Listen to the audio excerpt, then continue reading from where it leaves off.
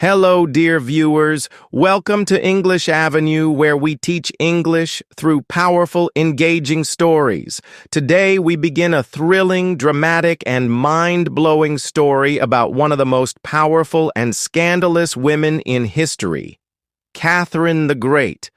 This is not just a story. This is a journey into the world of love, betrayal, ambition, power, and luxury. Who was Catherine the Great? A woman who overthrew her own husband to become Empress of Russia. A queen with many lovers, young, powerful, and handsome men. A ruler who expanded Russia and made it a world power. A woman surrounded by rumors, scandals, and shocking secrets. We will slowly and deeply explore every single detail of her life. Her childhood, marriage, secret affairs, power struggles, luxury, betrayals, and even her most scandalous rumors. So, if you are learning English, this is the best way to improve your skills by enjoying an incredible real-life story. The beginning of a future queen. Before she became Catherine the Great, she was just a little girl named Sophia Augusta Frederica. Born May 2nd, 1729. Birthplace Stettin, Prussia. Now Szczecin, Poland. Father, Prince Christian August, a strict and serious man. Mother, Princess Johanna, an ambitious woman who wanted power. Little Sophia was not born a princess of Russia. She was just a small, noble girl from a tiny German state. Her family was not very rich or powerful, but her mother had big dreams. She wanted her daughter to marry into a royal family. Interesting fact. In those days, royal families married each other to stay powerful. They didn't marry for love. They married for power, money, and politics. Sophia was not an ordinary girl. She was very intelligent. She loved books more than dolls. She spoke many languages, German, French, and later Russian. She was very ambitious. Even as a child, she wanted to be important. She didn't want to just be a wife. She wanted to be a ruler, a queen, a leader. But in those days, women were not supposed to have power. They were expected to marry, have children, and obey their husbands. Sophia, however, had different plans.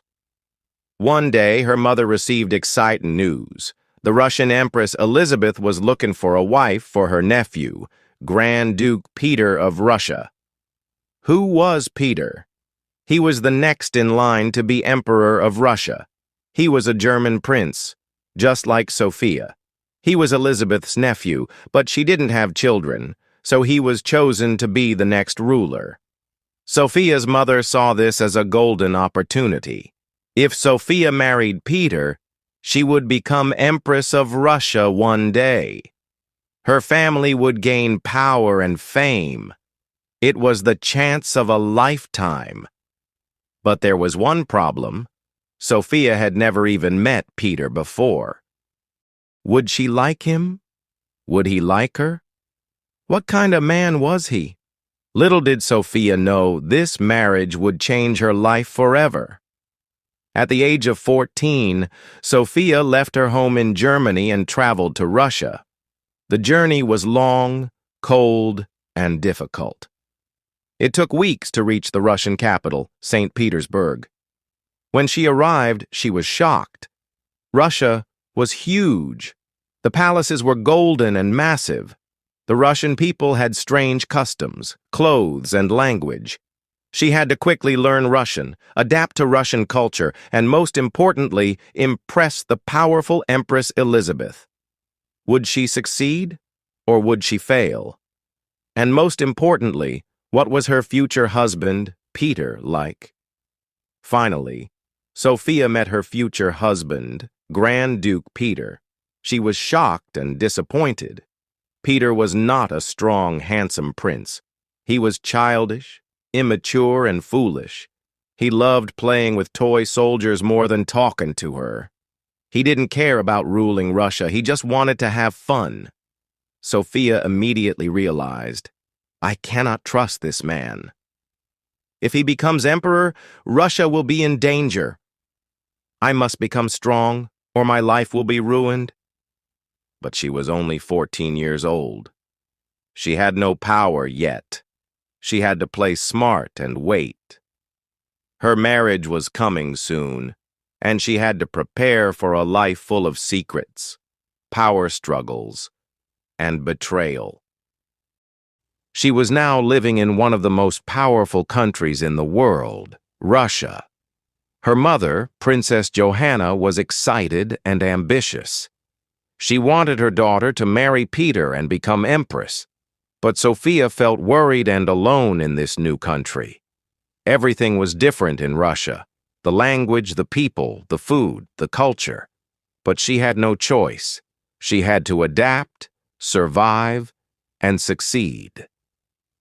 This was just the beginning of her long journey to power. Life in Russia, a strange new world. When Sophia arrived in Russia, she was shocked by the grand beauty of the capital, St. Petersburg. The palaces were huge and golden. The people wore thick, heavy fur coats to protect themselves from the freezing cold. Everything was luxurious, rich, and completely different from her small home in Germany. But Sophia quickly realized something important. This was not just a beautiful place. This was a place full of danger, secrets, and power struggles. She understood one thing very clearly. If I want to survive in Russia, I must be strong. I must learn. I must become smarter than everyone else.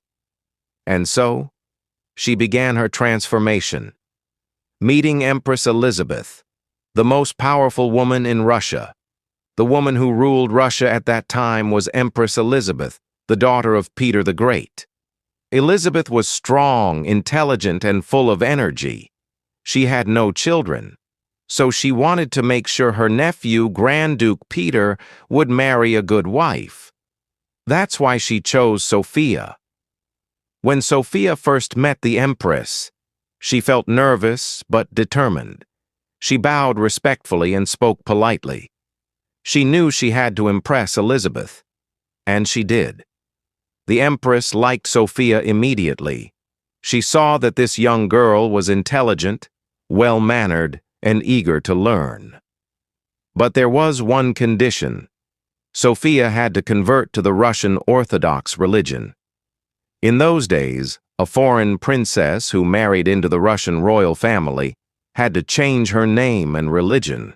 So, Sophia was baptized into the Russian Orthodox Church. She was no longer Sophia. She was now called Catherine Alexeyevna. This was a huge moment in her life. She had taken her first step toward becoming the future empress. But she knew that a new name was not enough. She had to become Russian in every way. Catherine was determined to learn the Russian language. At first, it was very difficult. Russian was nothing like German or French. The words were hard to pronounce and the grammar was complicated. But she did not give up. She practiced day and night. She read Russian books, spoke with Russian servants, and even secretly prayed in Russian at night. She wanted to prove to the Empress and the Russian people that she was not just a foreign princess. She was one of them. And slowly, she succeeded. The people in the palace began to admire her dedication. Even the Empress noticed that Catherine was working hard to fit in. This was an important lesson for Catherine.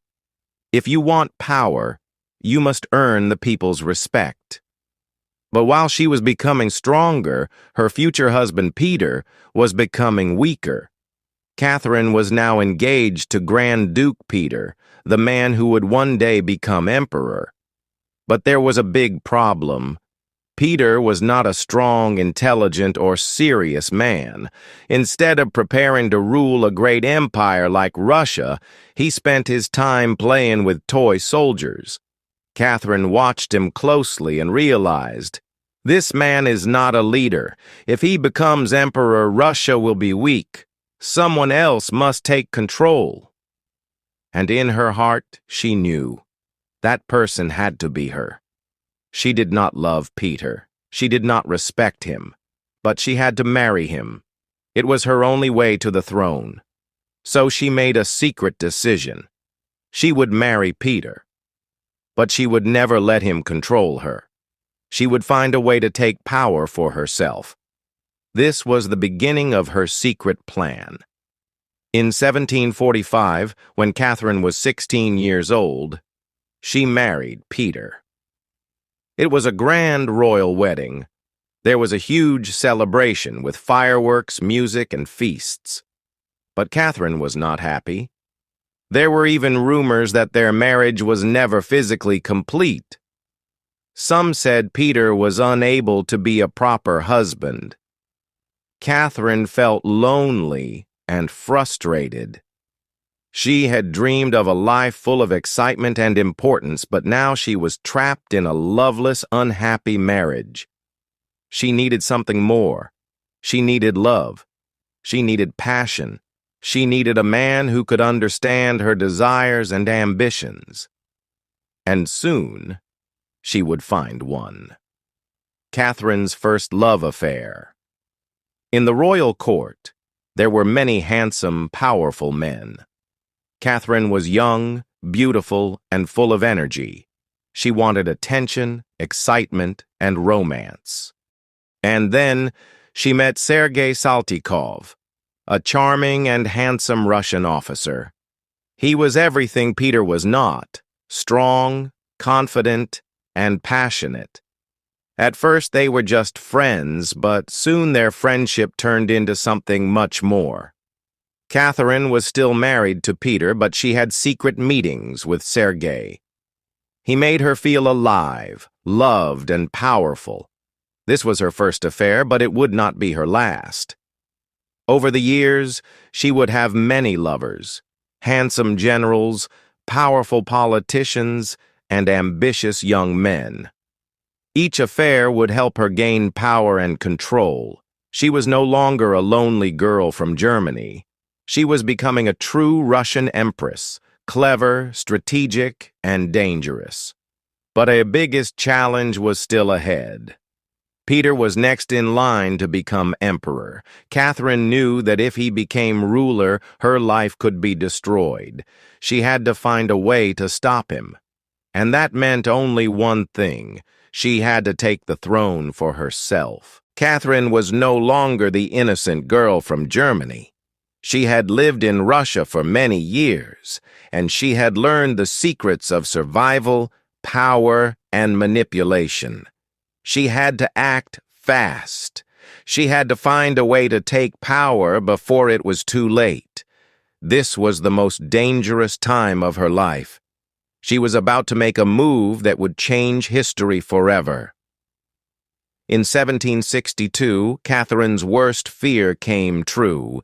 Empress Elizabeth died, and Peter became Emperor Peter III. Now, he had full power over Russia, but instead of making the country stronger, he made mistake after mistake.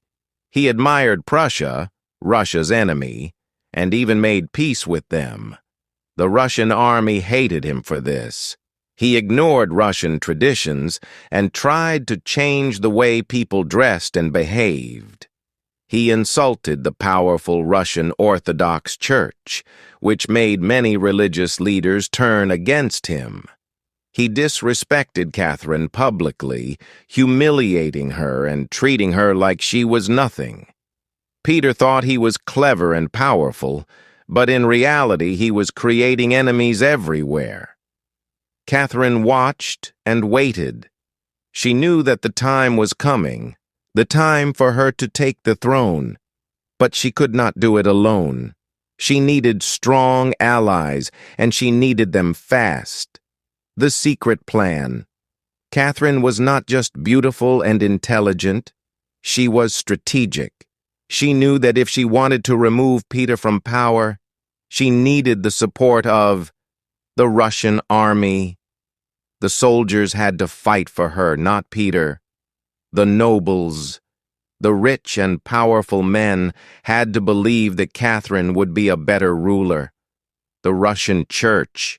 She had to convince the religious leaders to support her, not Peter. So she started working in secret. She sent messages to important generals in the army. She made promises to powerful noble families. She spoke to the church leaders in private meetings. And slowly, she built a network of support.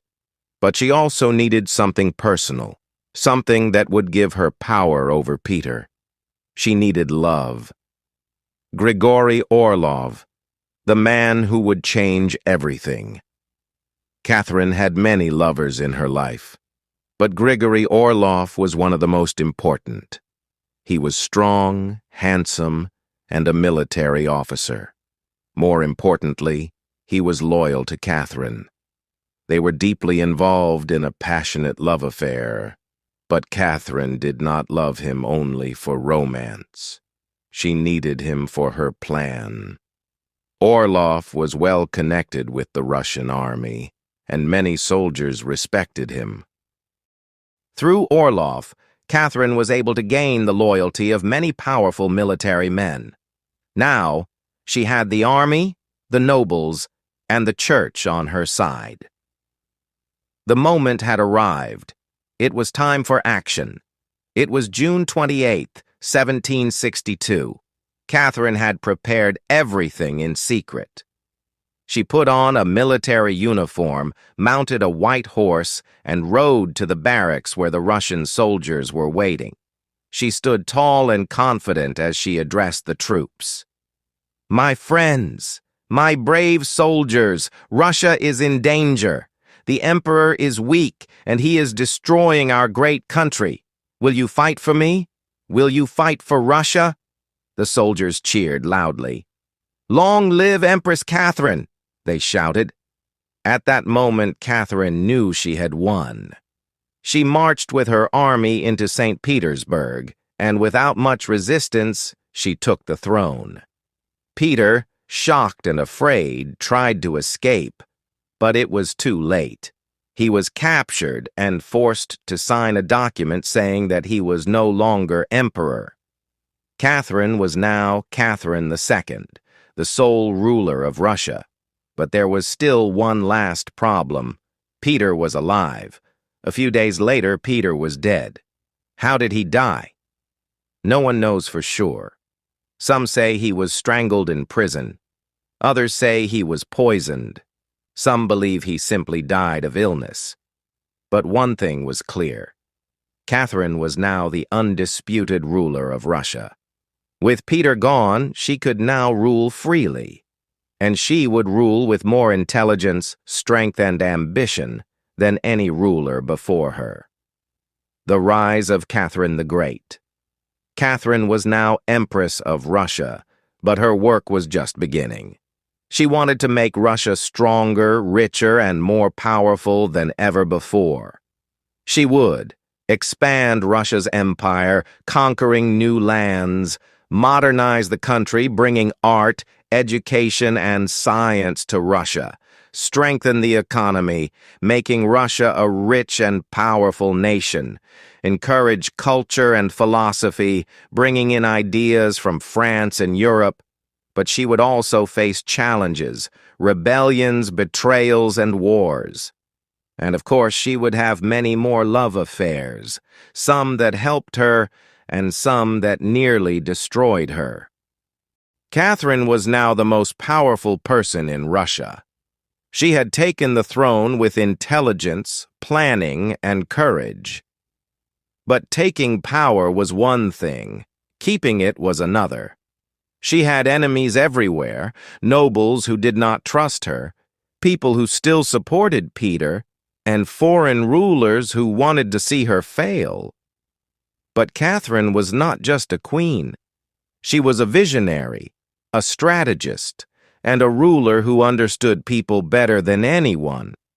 Now it was time for her to prove that she was not just a woman who had taken the throne, she was Catherine the Great. This was her era, her rule, and her destiny. From the moment she became Empress, Catherine had big dreams for Russia. She did not just want to sit on the throne and enjoy her power. She wanted to change Russia, improve it, modernize it, and make it the greatest empire in the world. She had studied the philosophers of Europe, men like Voltaire and Montesquieu, who wrote about freedom, justice, and progress. Catherine wanted to bring these ideas to Russia, but she knew she had to be careful. The nobles did not want change. The army did not want change. The church did not want change. If she moved too fast, they could turn against her. So she had to be smart. She had to make changes step by step without losing support. And that is exactly what she did. Catherine started making changes immediately. She improved education. She believed that a strong empire needed educated people. She built new schools, universities, and libraries. She made sure that girls could go to school too, which was very rare at the time. She modernized the government. Russia was a huge empire, and the old way of ruling was slow and inefficient. Catherine created new laws, better administration, and more organized leadership. She encouraged science and the arts. Catherine loved art, music, and literature. She invited famous artists, musicians, and scientists from Europe to come to Russia and teach Russians about the latest ideas. She improved the economy. Catherine supported trade, business, and industry. She built new roads, bridges, and cities to make Russia richer and more powerful. These changes made Catherine very popular among intellectuals and progressive thinkers. But not everyone was happy. The nobles and the church were worried. They thought Catherine was bringing too much Western influence into Russia. They did not say anything yet, but some of them were waiting for a chance to remove her. And Catherine knew that. So she needed to make sure that her power was protected. Catherine was not just a ruler, she was also a woman. And like all powerful rulers, she understood that love and relationships could be used as a tool for power. Throughout her life, Catherine had many lovers, but they were not just romantic partners. Each of these men played an important role in her empire. Some helped her politically, some gave her military support, and some simply made her feel alive and happy. Here are some of her most important lovers. 1. Grigory Orlov. He helped Catherine take power from Peter. He was strong and loyal, but over time, Catherine lost interest in him. 2. Stanislaw Poniatowski. He was a Polish noble and one of Catherine's first great loves.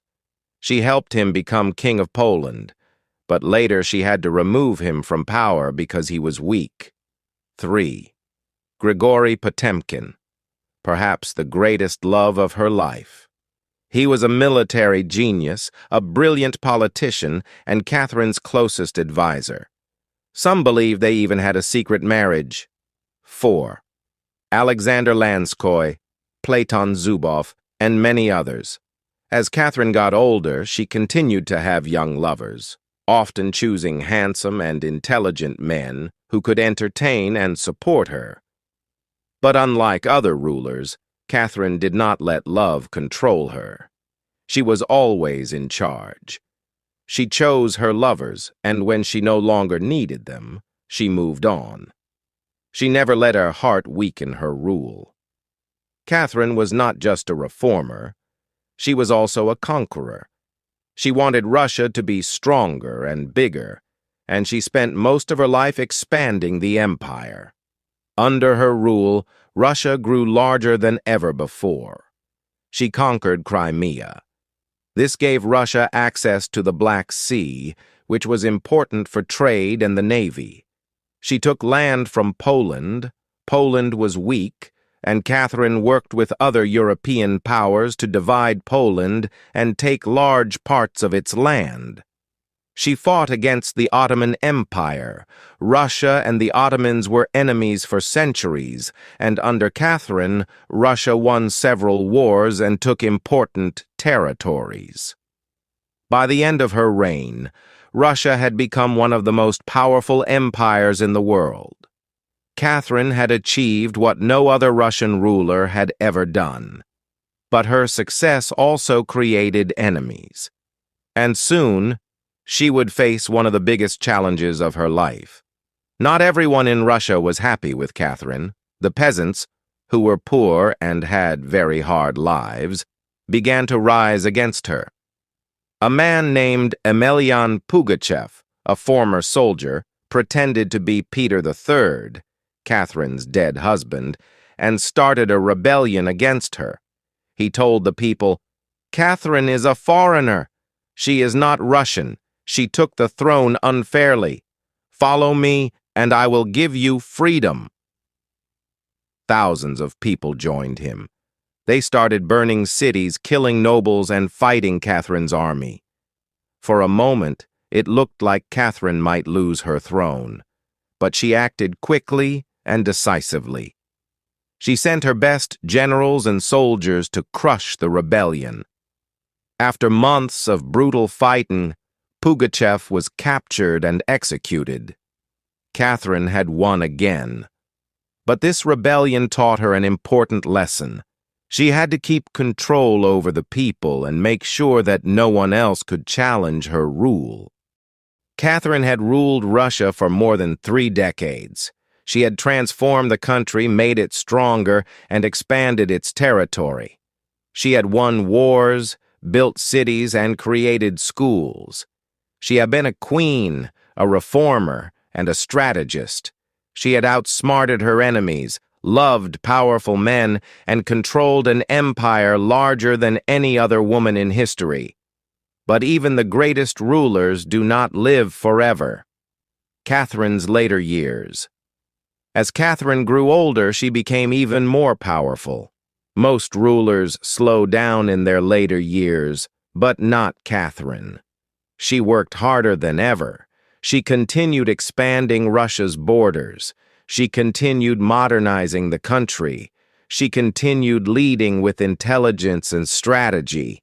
She spent hours reading, writing letters, meeting advisors, and making decisions.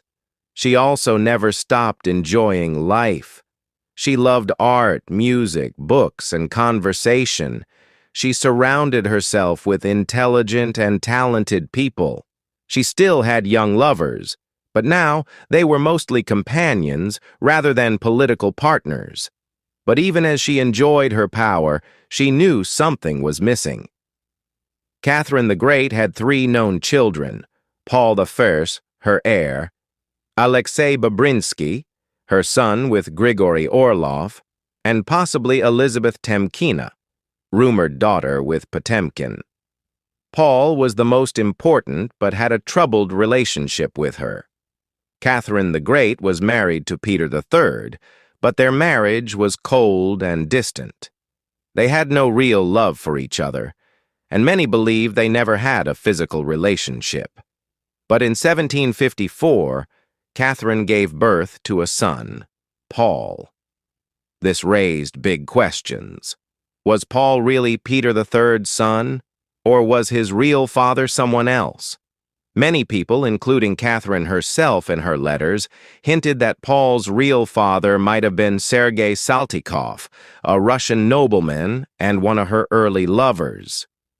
But no matter who his biological father was, Paul was officially recognized as the son of Peter III. This meant he was the rightful heir to the Russian throne. If there was one thing Catherine truly regretted, it was her relationship with her son, Paul. Paul was her only legitimate son. He was supposed to be the next emperor of Russia, but Catherine never trusted him. She thought he was too weak, too emotional, and too difficult. She kept him away from power and refused to let him have any real political influence. Paul hated his mother for this. He believed that she had stolen the throne from his father, Peter III. He waited for the day when he could take power and undo everything she had built. Catherine thought about replacing him as her heir. She wanted her grandson, Alexander, to be the next emperor instead. But before she could make that official, something happened that no one expected. On November 16th, 1796, Catherine woke up early as usual. She planned to spend the day working on government documents. She had a busy schedule, just like any other day. But then, something happened. As she was walking to the bathroom, she suddenly collapsed. Her servants found her lying on the floor, unable to move or speak. They immediately called for doctors and priests. Catherine was still alive, but barely. For the next 24 hours, she remained unconscious. People whispered in the palace, "Is the Empress dying?" Her enemies waited for the moment when she would finally be gone. Her supporters prayed that she would wake up, but she never did. On November 17th, 1796, at the age of 67, Catherine the Great passed away. The moment Catherine died, her son Paul became emperor, and the first thing he did was destroy everything she had worked for. Paul hated his mother. He believed she had stolen his birthright and humiliated him his whole life. So, as soon as he became ruler, he changed many of Catherine's policies. He tried to erase her legacy. He punished her allies, removed her reforms, and made new laws that went against everything she believed in. But Paul's rule did not last long. Many people hated him, and just 5 years later, he was assassinated. His son, Alexander I, took the throne and brought back Catherine's ideas. Catherine's dream of a powerful modern Russia was too strong to destroy. Even after her death, her influence remained. Catherine ruled Russia for 34 years. She was one of the longest ruling female leaders in history. She changed Russia forever. Even today, people still remember her as one of the greatest rulers of all time. Here's why. She expanded Russia's borders. She added new lands, making Russia one of the biggest empires in the world. She modernized the country. She introduced education, science, and Western ideas to Russia. She improved women's rights. She was one of the first rulers to promote education for women. She was a master of power. She took the throne in a male-dominated world and ruled with strength and intelligence. She left behind a legend. Catherine's story is one of ambition, love, power, and brilliance. Many rulers have come and gone, but few have left a legacy as powerful as Catherine the Great. This is the story of a woman who changed the world, a woman who ruled an empire, a woman who outsmarted her enemies, a woman who lived with passion, power, and ambition. This was the story of Catherine the Great. And now it is your turn. Did you love this story? Did you enjoy learning English through history?